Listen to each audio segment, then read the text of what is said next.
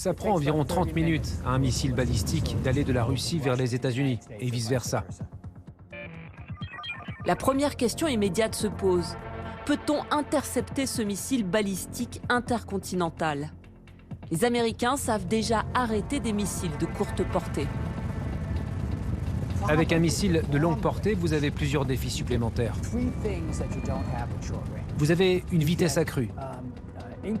Et puis, le missile ne se déplace plus dans l'atmosphère, mais dans l'espace. Quand vous essayez de toucher une cible qui est dans l'espace extra-atmosphérique et qui peut avoir des brouilleurs de radar déployés avec elle, c'est une cible beaucoup plus difficile à abattre. C'est la raison pour laquelle tous nos efforts pour avoir un système de défense anti-missile longue portée ont échoué, malgré des milliards de dollars et des décennies d'essais. Ce missile intercontinental porte en lui une arme encore plus redoutable, qui le rend presque invulnérable. Quand il est hors de l'atmosphère, le missile, sa tête va se déployer.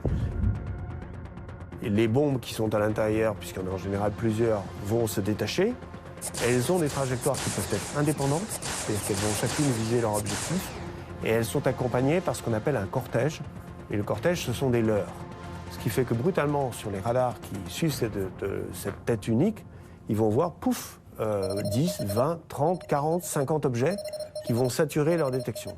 Et là, c'est plus un objet que vous devez arrêter, c'est 50.